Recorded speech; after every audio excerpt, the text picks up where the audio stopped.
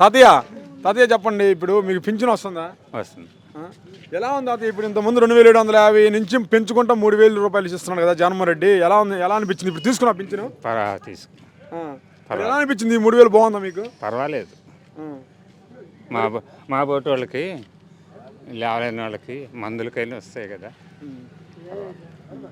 మరి ఇంకా ఎంతకంటే ఇంకా ఎక్కువ పథకాలు ఇస్తాను, ఒకసారి నన్ను చూడండి అన్నాడు చంద్రబాబు నాయుడు. సరే ఇస్తాడో ఇయ్యడో, దెబ్బకాలు ఎవరిని ఇచ్చిన ఆయన కదా చెప్పుకునేది. ఇచ్చిన ఆయన చెప్పుకుంటారంటావు.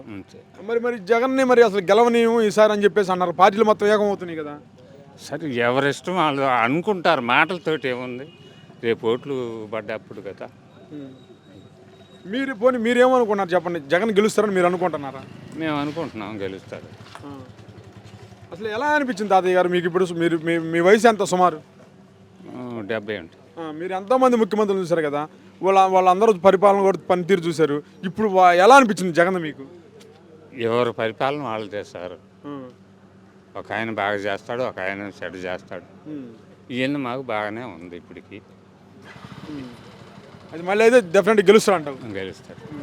కానీ ఇక్కడ జగన్ని ఇప్పుడు సినిమా హీరో పవన్ కళ్యాణ్ అన్నాడు కదా, జనసేన పార్టీ గెలవని ఈసారి అంటున్నాడు కదా. అంటారండి, ఇది గిట్టని వాళ్ళు. ఇప్పుడు నీకు నాకు గిట్టదు, నీకు నాకు గిట్టదు, ఏదో మాట మాట్లాడతారు. అటొకళ్ళు ఉంటారు, ఇటొకళ్ళు ఉంటారు. దాన్ని పట్టించుకునేది. మరి ఇప్పుడు పేదలకు అన్నం పెడుతున్నాడు, ముఖ్యమంత్రి బాగా చేస్తున్నాడు అంటున్నావు కదా జగన్ని. మరి సైకో అంటున్నారు జగన్ని. సైకో అంటున్నారు. అవి మనకు తెలవదండి, ఏదో అనుకుంటారని చెబుతున్నా కదా. కడుపుకు కాకుండా ఏదైనా అనుకోవచ్చు. గిట్టినోడు పర్వాలేదు అంటారు, గిట్టనోడేమో ఇది అంటారు. దాన్ని మనం చెప్పేది కాదు, ఒకళ్ళది కాదు కదా. మరి ఇంకా 3 నెలల్లో మన ప్రభుత్వం వస్తుంది అని అంటున్నాడు నారా లోకేష్. ఏమంటారు?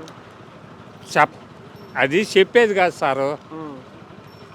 ఇప్పుడు నాకు ఎటుంది, ఆయన మీద ఉంది, ఇంకొక ఆయనకి ఎట్టుంటుందో అది మనం చెప్పేది కాదు. మళ్ళీ అయితే గెలుస్తాడు జగన్ అనుకుంటున్నాం.